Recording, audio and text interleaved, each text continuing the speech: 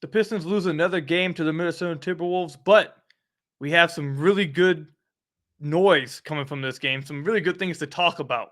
I think you guys know where I'm going with it. My man had a good game last night. We got to talk about it as well.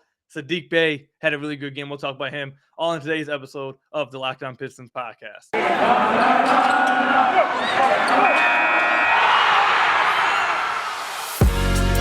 You are Locked On Pistons, your daily Detroit Pistons podcast. Part of the Locked On Podcast Network, your team every day. What's the deal? Welcome back to another episode of the Locked On Pistons podcast. This episode is brought to you by BetOnline. BetOnline has you covered this season with more props, odds, and lines than ever before. BetOnline, where the game starts. Per usual, I am your host, Kuka Hill. You can find me over on Twitter at Kuka Hill. If you haven't already, go to the YouTube channel, hit that subscribe button. It's the best way to support the podcast. And I want to thank you guys for making Locked On Pistons your first listen of every single day. We are free and available on all your podcast platforms. And we are recording this currently a few hours after the Pistons lost to the Minnesota Timberwolves. This will obviously be posted up the day after. So last night, obviously they lost, but there were some good things that come from this game, man. I'm really excited. My guy Killian had a really damn good game.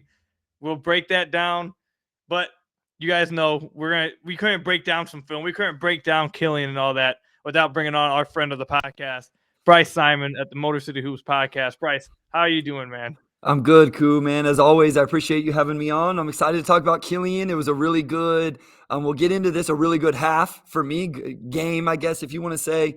Sadiq Bey, I don't know, we're going to talk a little bit about Jeremy Grant, so I'm excited to dive into it. Yep, like Bryce said, we're going to spend the first half talking about Killian Hayes, obviously, how he played. We'll also talk about Saddiq Bey, and then obviously we'll wrap the podcast up. Probably we're going to wrap every single day this week up with some Jeremy Grant talk because trade deadline's coming. And what is it, 4 days, 3 days now? It's going to be the talk of the town. Until then, hopefully he gets traded. That's just where I'm at. But we're going to continue to talk about that at the end of the podcast for the rest of this week until a trade happens. But Bryce, you know where we're going, man. We have to talk about it.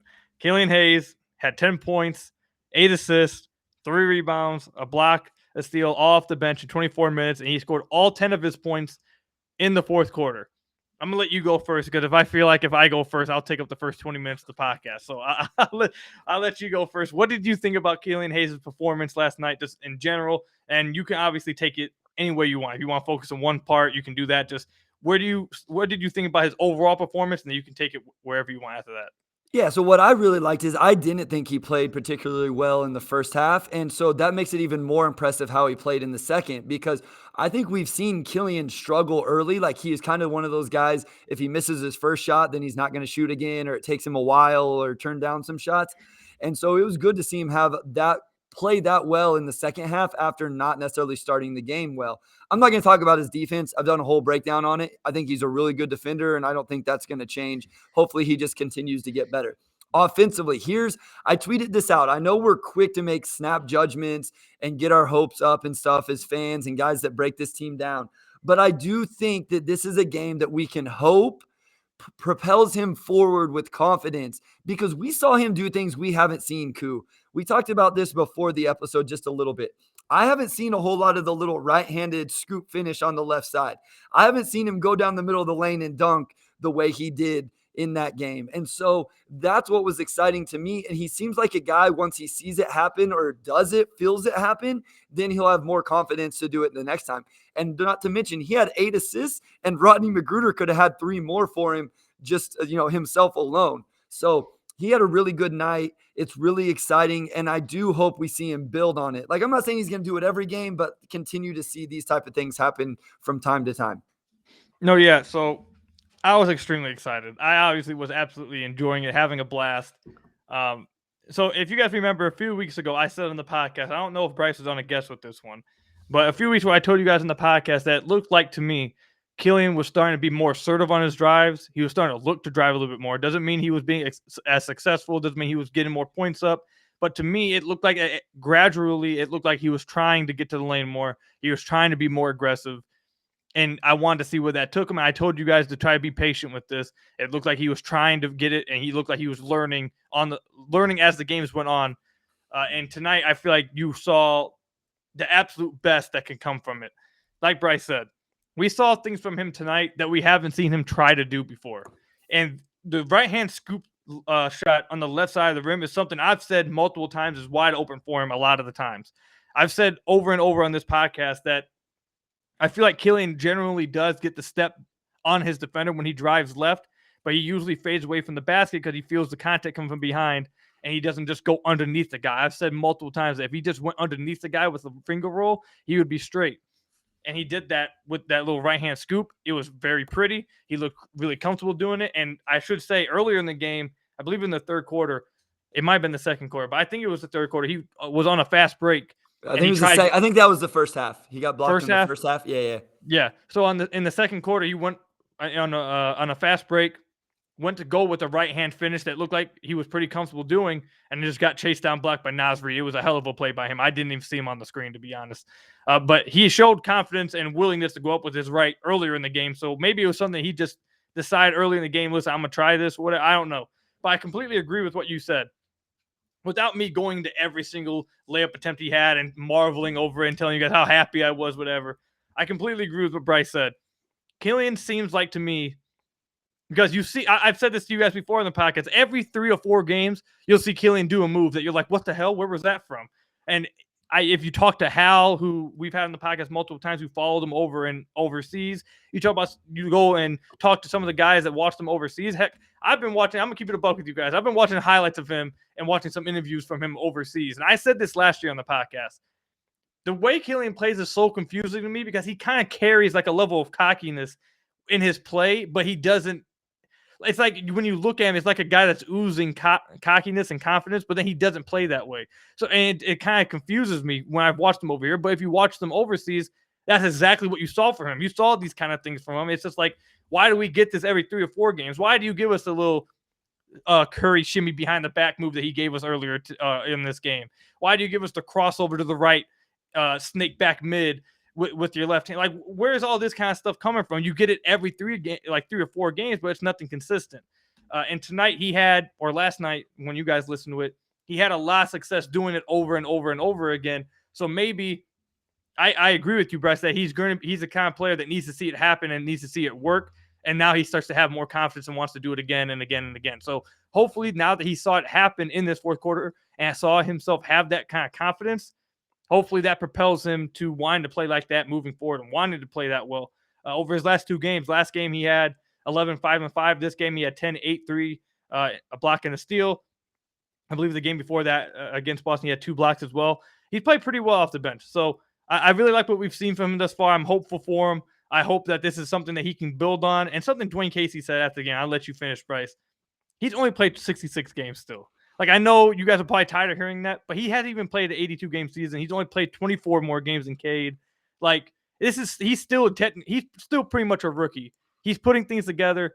It was fun to see that tonight. And the last thing I'll say, I feel like if he tried dunking the ball more, he would be a lot more efficient. He gets up. He has sneaky hops. And a lot of times on his layups, he gets up and he just doesn't dunk it. I feel like if he tried to dunk the ball more, he would be a whole lot more efficient. Yeah, and maybe tonight, he finally went at it and it worked for him, and now he'll have the confidence to continue to do it. So I had a few things down in my notes, but I want to stick to this one because we've texted back and forth about the emotion that he's been showing. Like, I wonder if he's one of those guys that is trying to be reserved because he thinks he's supposed to, or not show his, show composure, but not show emotion. Because I think when he shows emotion, we're going to see both sides of it. We're going to see the side you and I have talked about a little bit, where at times he can, I don't want to say pouty, but he can look frustrated and upset with teammates.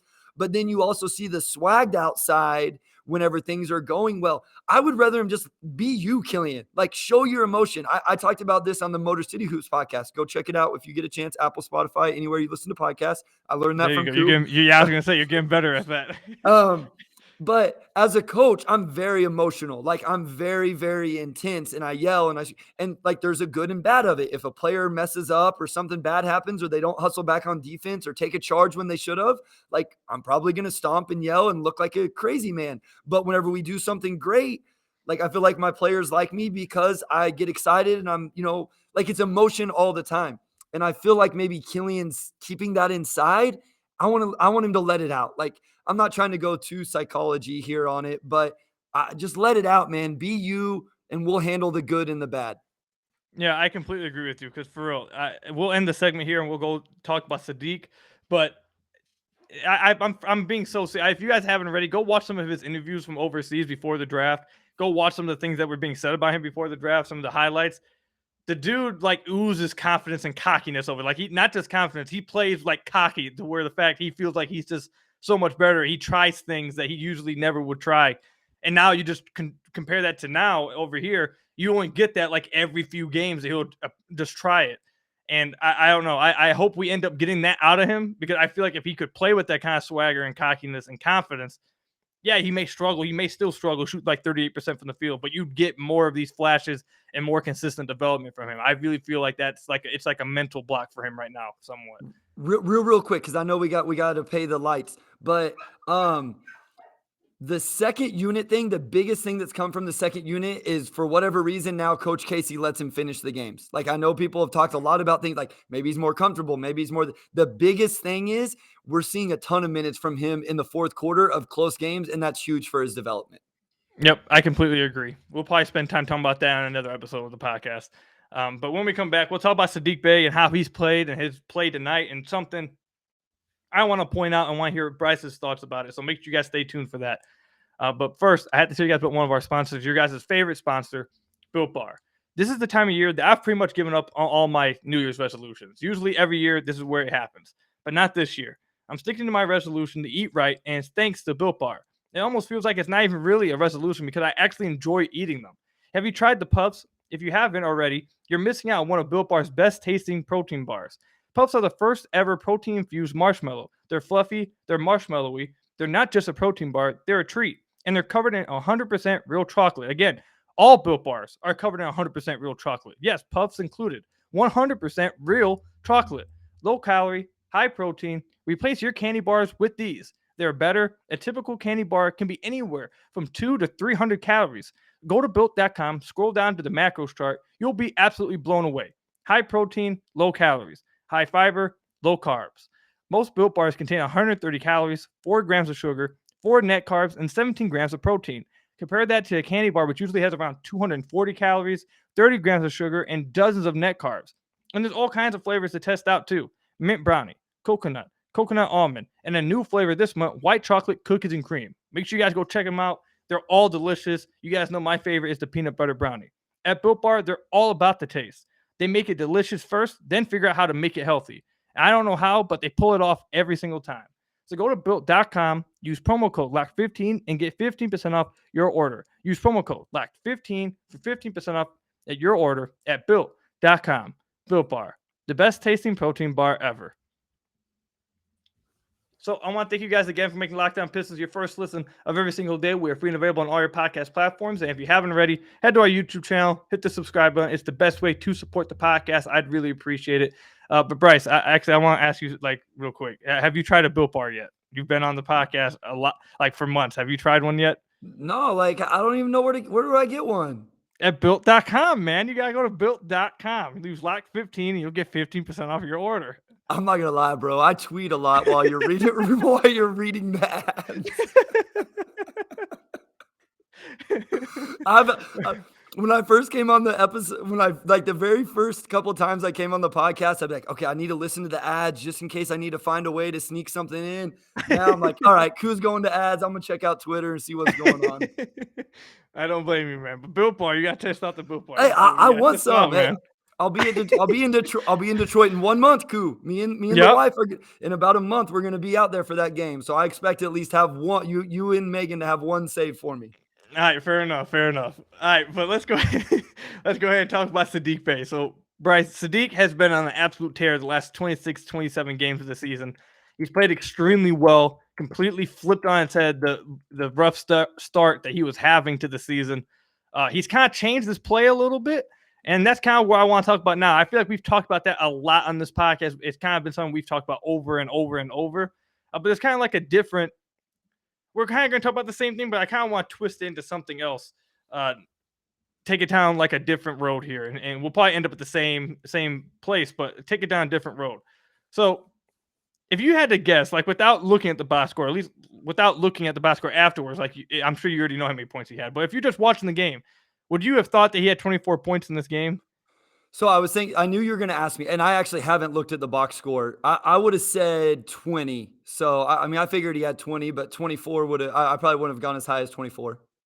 Okay, so I've said this in the podcast the last few times, and I feel like Sadiq is one of the most quiet 20 plus per game scorers I've seen over the last like 26 games. Like I said, like I think, and this is like we're going to end up at the same spot again, but he's went into this role of he doesn't need the ball in his hands a ton. He's making the right decisions. He's being very decisive with it. He's hitting outside shots, and if he's not doing that, he's attacking closeouts, getting to the rim. Everything he's doing is very quick. He's not using up a lot of ball time, stopping ball movement, whatever. And for that, it kind of comes off as like sometimes it kind of feels like, oh, he's just going with the flow. And then you'll look at the end of the game. Oh, God, he has 27 points. He has 29 points, 25 points. So what I want to ask you, Bryce, is does this show that like he doesn't need like I know I've talked to you about this a lot and to the listeners a lot at the beginning of the season that I didn't like the isolations. I didn't like the pull-up middies. I didn't like all that stuff.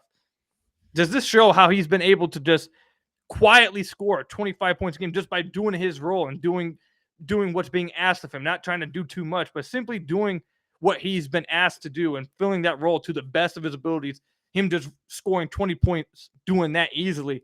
Do you think that kind of points to the fact that he doesn't need to develop that outside stuff right now? He can just fit into this role and be excellent doing that?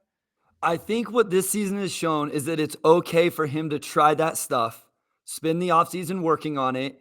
And if it, like this year through 20 games, if it's a disaster like it was, and we can all admit that it was, he can still, I think what freaked people out was, oh my gosh, he's not going to get the shot back. He's not going to be able to figure it out. He's not going to be able to be a quality player. And it took a little bit while, but he got back into it. So I still think he's young enough. He should spend this next offseason trying to develop that stuff. And then depending on how talented the team is to start next year, we'll see how much he can use of it or how long he can play with it.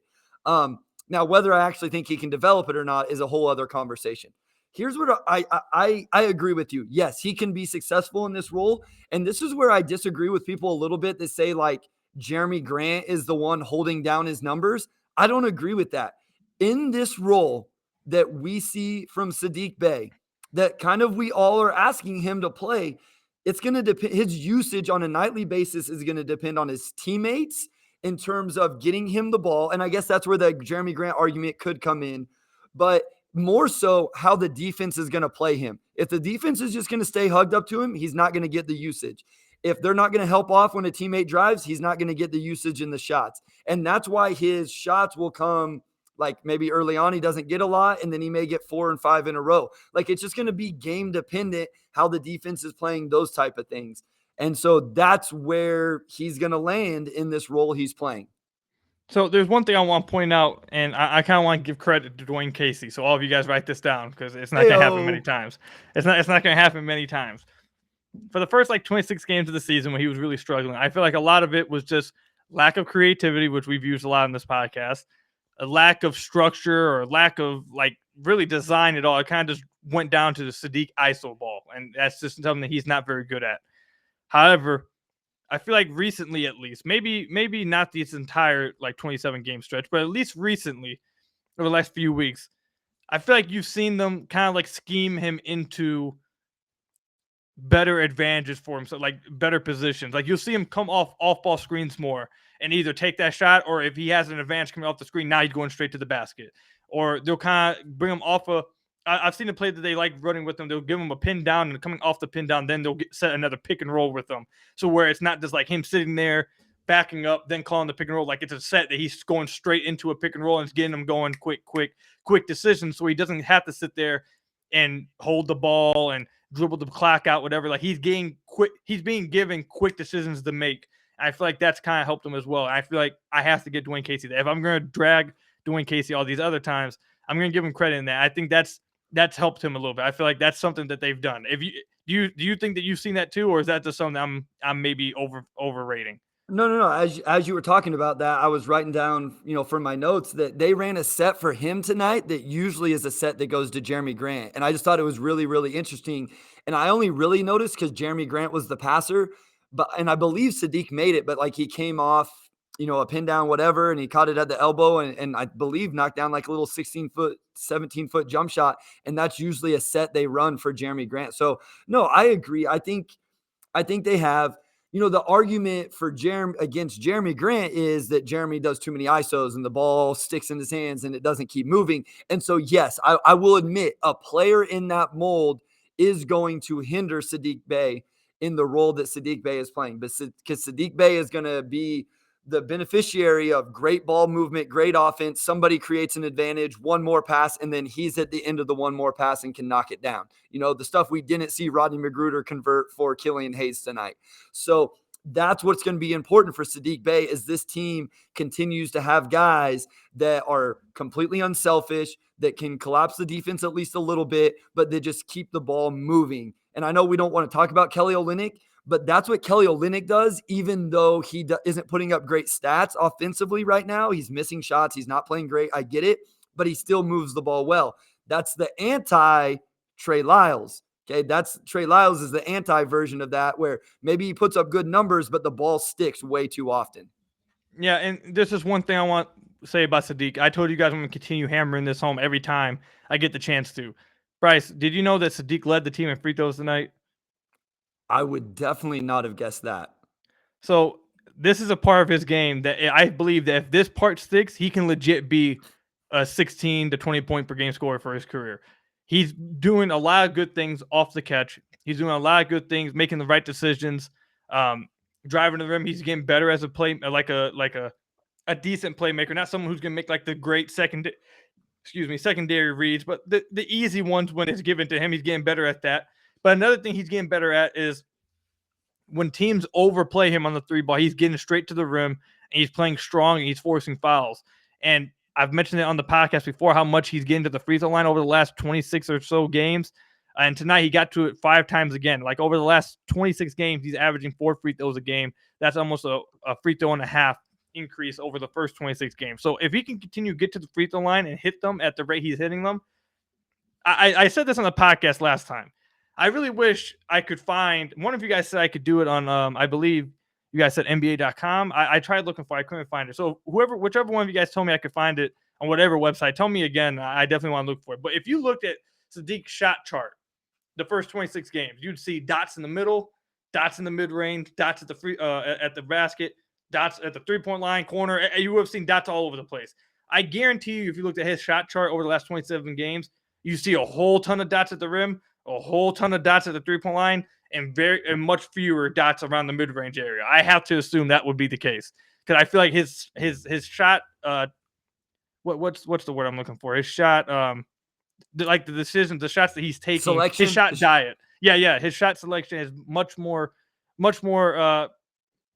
It feeds into better ways for him to play better. Basically, I didn't word that correctly. I kind of stumbled over my words, but you guys get what I'm trying to say. I feel like if he continues to play that way, it'll lead to him playing really well for the rest of his career, and he can build that little off the dribble stuff off of that too. So as long as he has a good shot diet, I think that will lead to good things for him. And you've seen that with the last 27 or so games. But we'll end the segment right there. And when we come back, we'll talk about Jeremy Grant. Obviously, like I said, we're going to talk about Jeremy Grant and the trades, his fit with the team every day until the trade deadline, and hopefully until he gets traded. If he doesn't get traded at the deadline, it's going to hurt this podcast. I'm telling you that much. But we'll talk about that when we come back. But first, I have to tell you guys about another one of our sponsors, BetOnline. BetOnline has you covered this season with more props, odds, and lines than ever before as football continues its march through the playoffs right to the big game in a couple of weeks. Go Matthew Stafford. I'm sorry, Bryce, that your team did not make it. Listen, I did not think they would lose to the Bengals, but it is what it is, man. I'm still going. My guy made it. That's all that matters right now. But BetOnline.net remains the best spot for all of your sports scores, podcasts, and news this season. And it's not just football. BetOnline has up to a minute info on pro and college hoops, NHL, boxing, UFC, along with live real-time updates of current games. Don't wait to take advantage of all the new amazing offers available for the 2022 season. So make sure you guys go check their new and updated mobile website at betonline.net. BetOnline, where the game starts. So I want to thank you guys again for making Locked On Pistons your first listen of every single day. We are free and available on all your podcast platforms. And if you have not already, hit the subscribe button over at our YouTube channel. It's the best way to support the podcast. I would really appreciate it.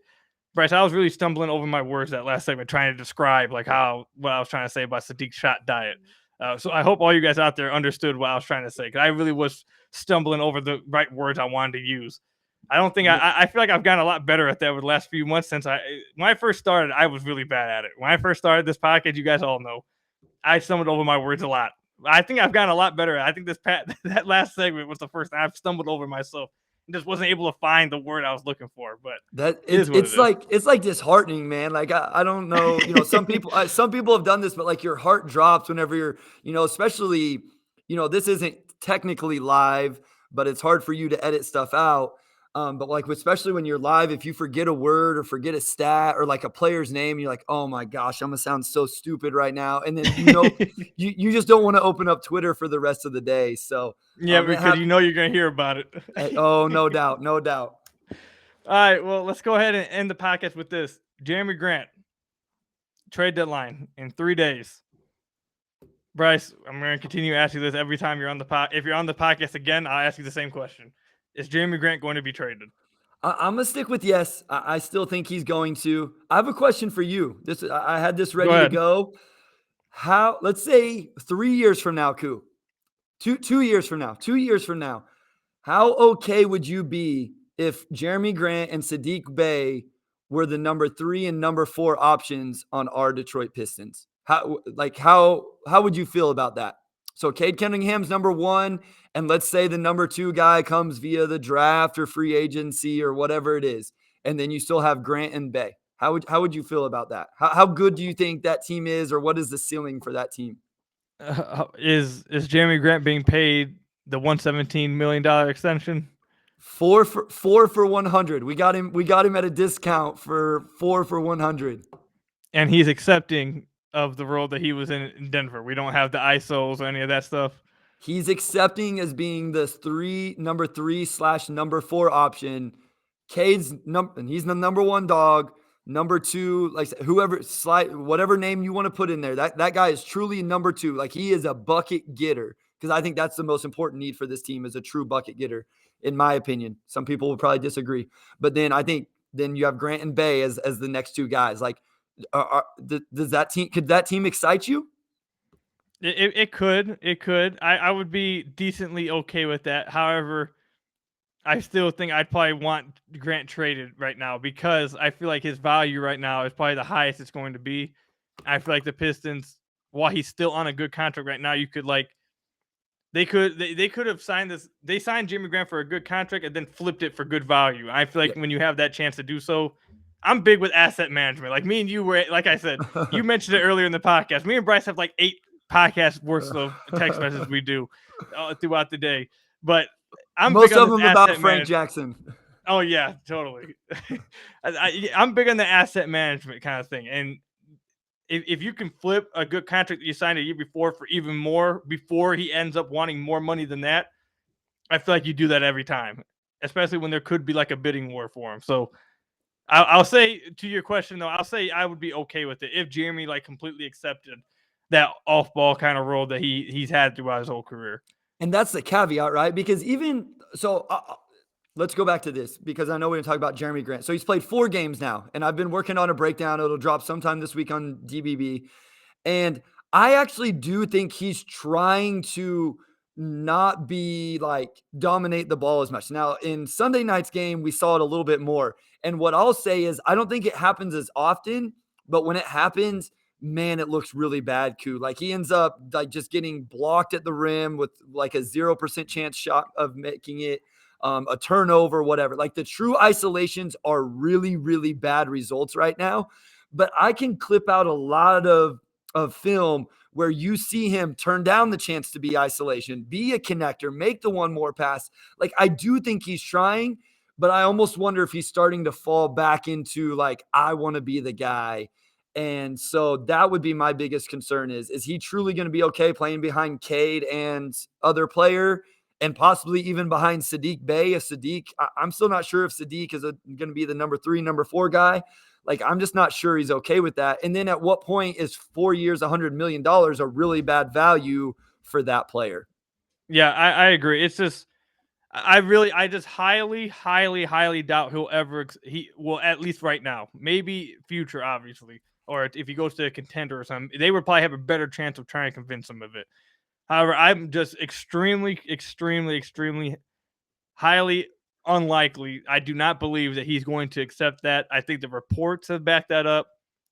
The You've had reports saying that he doesn't want that here. You've had reports that that's kind of scaring some teams away because of the role that he wants. The reason he signed to Detroit, he could have stayed on a contender for the same money, but he came here. Listen, all the other things, okay, like all the other stuff we've talked about off the court, but listen, don't fool yourselves. It is because he was going to be able to be like the guy and soak up touches. And from what I know, it's just I highly doubt that's something he's going to accept or really wants to do. I feel like I agree with you earlier on when he first, like the first 2 games he came back. I almost felt like the Pistons were showcasing him off, and he was agreeing to showcase off, like, "Hey, look at this! I'm trying to do this, I'm trying to do that" before the deadline to try to get him to a place he wants to be. Because I do think that Troy Weaver probably is going to try to get him somewhere he wants to be. They did the same thing with Derrick Rose. They let Blake go and go to where he wants to go. And Troy has talked about a lot of how he wants to be a player, like not player empowerment, but do right by his players. So I don't think that he's going to just send Jeremy somewhere he doesn't want to be. So I wouldn't be shocked if like Troy is basically behind the scenes saying, I'm gonna try to get you where you want to be, but you have to kind of try to help me out. You have to try like meet me halfway. If you do that, I'll try to get you where you want to go. And then that's what's going on. That's what I suspected earlier on, going on from those 2 games, like you said. But I do agree. The last 2 games, it feels like he's kind of slowly but surely went back into that old role. Yeah, so and I know you want to get in like the actual trade stuff. So I think the trade that happened on Sunday can both teams that were involved kind of, No, yeah, go ahead. I was Yeah, going to mention that. Go ahead. Yeah, so the Pacers, they traded LeVert to the Cavs for picks essentially, and then the Rubio contract. Now that doesn't seem like a big deal, but I think if Jeremy Grant was going to go to the Cavs, I tweeted this out the other day, and nobody really liked the idea of Colin Sexton, and I do understand why. But that Rubio contract was huge for any deal the Cavs were going to make, just as a salary match. So I think the Cavs are probably out because of that. And then for the Pacers, I don't know if it makes it more or less likely. It probably makes it less likely because, like, if they're going full rebuild, what do they want Jeremy Grant for? Correct. And so I think it almost takes both of those teams out. Here's my theory. Here's my working theory, Koo. I think they're holding out, and this isn't straight off my dome. This is from like other things I've listened to, like other podcasts and stuff. I think they're holding out for Patrick Williams. Like, I think that's the deal that he wants. And then I feel like Weaver probably has plan B, and he has like a deadline. Like, if Wednesday the Bulls haven't agreed to it, or it doesn't look like it's going to happen, then he'll go to plan B. I have no idea what plan B is, but I kind of wonder if he's waiting out, like trying to call the Bulls bluff on Patrick Williams. Yeah, I wouldn't be shocked if that's what he's doing. It's going to be interesting to see. I think that you kind of hit on with the Cavs for the Pacers side. I think like last month when they first was rumored that they were going to start moving their guys, it was kind of an argument. Are they going to go into a full-on rebuild? And then, because then a few days afterwards, it was like some think that Indiana doesn't really want to go into a full rebuild. They kind of want to semi do it, whatever. And people kind of like in that area with them I think Miles Turner is the guy Pistons fans are looking at, whatever. I feel like this trade that they've made kind of signals the fact that they're going full rebuild. They didn't go after Sexton. They didn't go after ask for a player that's actually going to play back. They just went for the expiring contract to get the contract off and picks. Like, that's all they wanted. They wanted picks for the future and money space and cap space. I feel like if they weren't going for that, they maybe would have went for a trade that kind of got them a player with a pick or so. I feel like they basically, I feel like they basically got 2 first-round picks kind of, because the first-round pick they got is lottery protected. And then the other one, it was Houston's, right? So that's going to be it's going to be low 30s. So it's basically 2 first-round picks and a second and an expiring contract for LeVert. I think that kind of signals where they're at. So I think that takes them out for Miles Turner, unless, like how I've been proposing, they get like a 3-team trade going where Miles goes to Detroit, Jeremy goes to the contender, and then Indiana gets the future assets. But I'll ask you this, and I'm gonna try to get other guests on as well. Maybe get Bryce on again before the trade deadline. If you had to pick right now, put your money on a team, that you think that like everything shut, you had to go to sleep right now. You get put into the, what's the thing they put? You probably wouldn't know. You don't watch Marvel, but wherever they put Captain America in, and he just slept for like years and years on, and then they put you in that, and you're asleep till the 10th. And when they tell you when you wake up, Jeremy Grant will be traded. If you had to take a guess at where he is, where do you think he is? I'm going to say Chicago. Like, I don't know why that one just continues to make sense to me. And maybe it doesn't. Like, maybe it doesn't make sense for Chicago. I don't know. Maybe it really doesn't. And I don't claim to be, I don't know that I'm an expert on the Pistons, but I feel like I'm close to it. If not, I'm definitely not on other teams. Like, I'm a casual when it comes to other teams. And so maybe it doesn't make as much sense as what I think it does. But I think I could see them going in on him. Maybe they don't want to give up on Patrick Williams. So I guess I'll have to answer Chicago. I'm gonna give you my answer. You ready for this one? And then we'll end the podcast after this. I'm not gonna allow Bryce to give me a response or anything. We're just gonna wrap out after I give my answer. Sacramento. That's my guess now. I think he goes to Sacramento. Sacramento they've been rumored in multiple big guys' names. It's been said over and over that they want to get a swing to help them win. They're not in this whole rebuild stuff. They're not trying to sell off guys. They're trying to get somebody. I think there's been enough noise with the Pistons and Marvin Bagley. I don't think Marvin Bagley is like going to be the main piece in it, but I think he's going to be like one of those. I think they may get like a pick in Marvin Bagley and something else out of Sacramento. That's where I think he's going to go. Sacramento is where I'm completely bought in on him going to Sacramento right now. That's where I've set my eyes on. I also wouldn't be shocked about LA somehow getting in. That's the second team. But we'll wrap it up there. Bryce, let them know where they can find your stuff, man. Yeah. I want to speak back, but I won't. Go ahead. Go ahead. I'll let you go.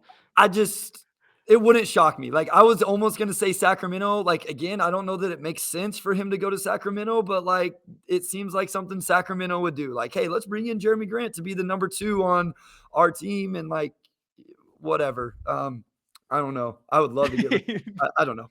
All right. Yeah. Motor City Hoops on Twitter at Motor City Hoops, YouTube channel, Motor City Hoops. Check out the podcast. Got some great guests coming up. And just to tease some news, got some pretty exciting news for Motor City Hoops coming. We're not going to drop it till after the trade deadline. Too much stuff going on there. But here in a little over a week and a half, just be on the lookout for some pretty cool stuff we've had in the works for a minute here. Thank you as always, Coop. Yep, you guys definitely going to want to stay tuned for that news. It's going to be some fun stuff. You guys definitely want to stay tuned. Follow Bryce at Motor City Hoops. You guys will see the news happen in about a week and a half. I'm telling you guys are going to want to stay tuned for that. It's going to be some fun stuff going on with Bryce. But thank you, Bryce, for coming on as usual, man. I appreciate it. I thank you guys for making Locked On Pistons your first listen of every day. We are free and available on all your podcast platforms. And if you haven't already, head to the YouTube channel, hit that subscribe button. It's the best way to support the podcast. I want to tell you guys to make sure you guys make Locked On Bets your second listen of every day, your daily one-stop shop for all your gambling needs. Hosted by your boy Q with expert analysis and insight from Lee Sterling. It's free and available wherever you get your podcast. Thank you guys for watching today. We got, I think, one more game, right, Bryce, before the deadline, Tuesday? And then we have one right after the deadline, the same day, on the deadline, Thursday, Yep. So we got one more game until we got to watch before it's do or die. It's put up or shut up. We'll see what happens. Hopefully, on the next podcast, we got some news to talk about. I'm getting anxious, man. I just need something to happen. Until then, if Jeremy Grant's out with thumb soreness for Tuesday night's game, I think that's a pretty good indicator. Or the left hamstring issue that James Harden's having. If everyone just starts all of a sudden having left hamstring issues, we might know something's going on. But hopefully on the next podcast we have some news to talk about with that. I'm ready for it. I know we all are. So until then, I'll see you guys later. Peace out, everybody, and go Pistons.